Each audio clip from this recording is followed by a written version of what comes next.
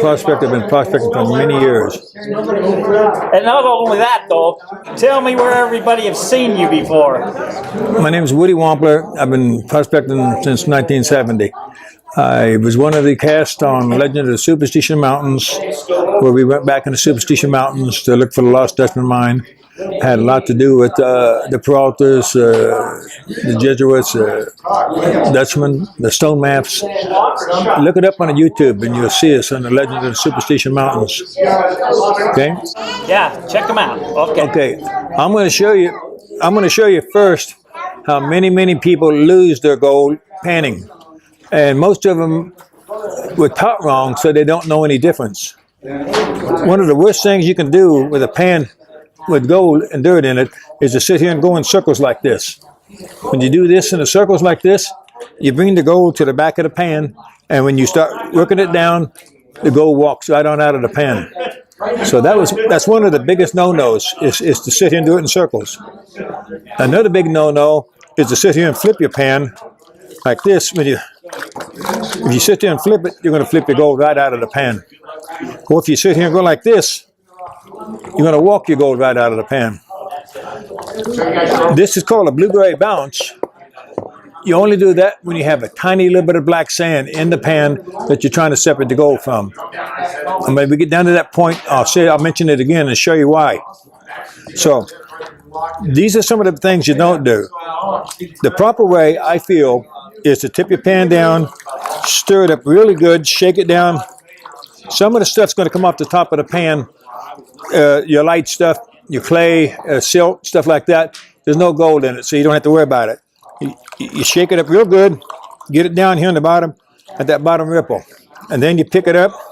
It's a lot lighter on top of the water like this to shake it than it is up here holding the weight up. So a 5-year-old or a 65-year-old can do the same thing. It's not hard. Same pan, same 5-year-old or 65-year-old, either one can do it. So you shake it sideways.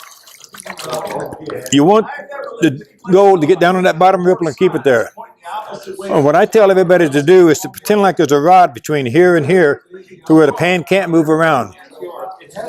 So that the pan actually, you start rolling back and forth like this, and you see the material going like this, and then you start picking it up until the material starts leaving the pan.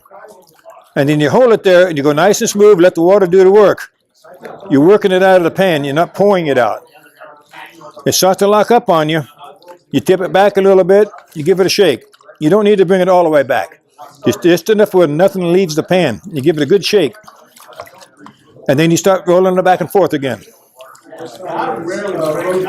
It's really easy. If a hand hurts, you're not doing it right. It takes 2 fingers. I can sit here with 2 fingers and a thumb and just roll this so easy on here when I'm panning. Give it a shake. When I shake it, I hold this thing still and shake that end of it. Because what I'm doing is I'm concentrating the gold down like this. If I grab both sides of this and I start shaking the herd like this, I throw the gold out of the pan. I throw it to the outside edges. And I don't want it there. I want it right here in the middle. So I don't shake it like this. I shake it like this. Makes a lot of difference. And then I just roll it back and forth again. The pan sitting on top of the water again, like I said, is very light. You never take your pan out of the water.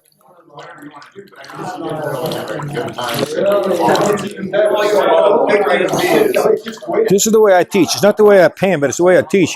The way I pan is quite different. Maybe you take a movie of that too, okay? Yeah. Okay, now I'm down to almost nothing here. Again, when we start getting rid of this material, if you go straight back and forth like this, the material just goes back and forth. If you start flipping it, you're going to walk your gold out. If you start doing this, you're going to walk your gold out. The proper way to do this, come around this side a little bit, is to take your pan and go straight up and down like this, and you're working the very top layers of it off. It's going in one direction. See how easy that is? It's going in one direction.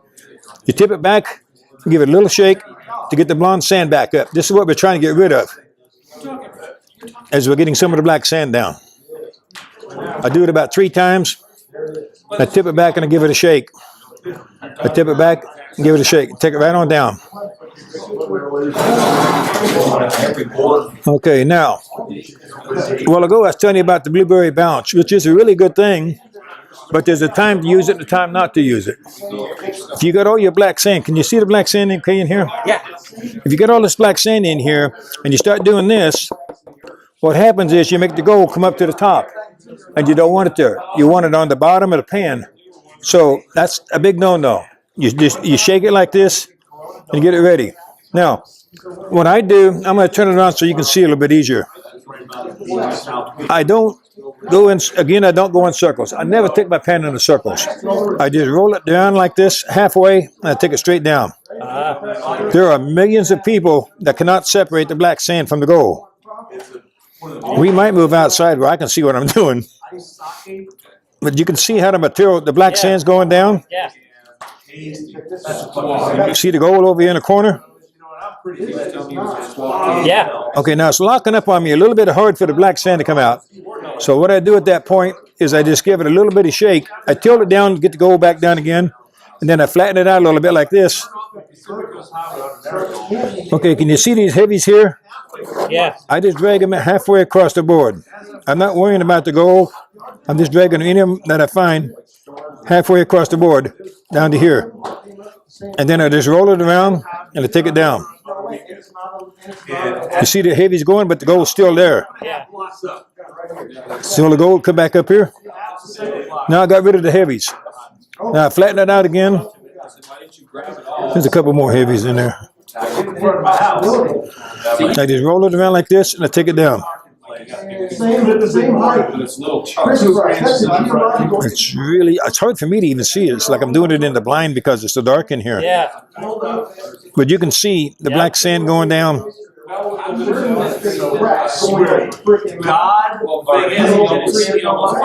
Don't do this on the creek. You do this at home. I'll give you a Hula Hint.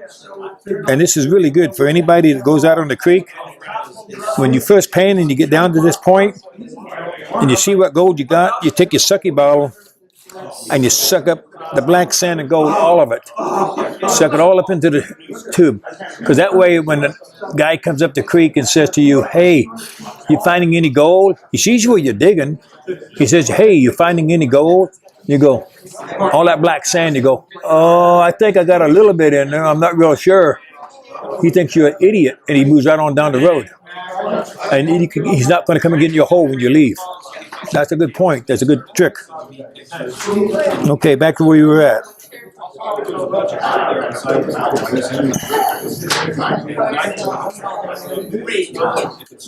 going to flatten it out, give it a little shake again. And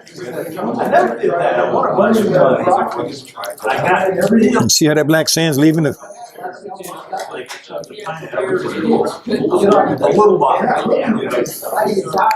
Now is the time if you want to do the blueberry bounce where you can tap on it to get the gold away from the black sand. When you've only got a little bit of black sand in there, now's the time to do it. You can tap on it now and get it separated from the black sand. But you could sit here and work this down and get even the flour gold out of the black sand by just taking your time, a little bit of patience. It's an art. You just take your time and work it down. You see all the black sand leaving? Yep. And you can see the flour gold. I don't know if you can see it with that camera or not. Yep, I can see it. You can see the flour gold in it. The really, really tiny flour gold in here. They're able to separate from the black sand. Like I said, millions of people can't do this. They've never been taught. I learned everything on my own. It was very hard. But I teach and I show people this because I don't want them to make the same mistakes I make. And I'm trying to help them so when I'm gone, maybe they can tell somebody else that I told them that. Oh, one more thing. Sucky Balls, the suck of your gold. If you're sucking up your gold and you run out of suction while you're sucking up the gold, if you squeeze out like this, you're going to throw your gold away. Always tap on it and squeeze over here in the pan to make sure no gold comes out.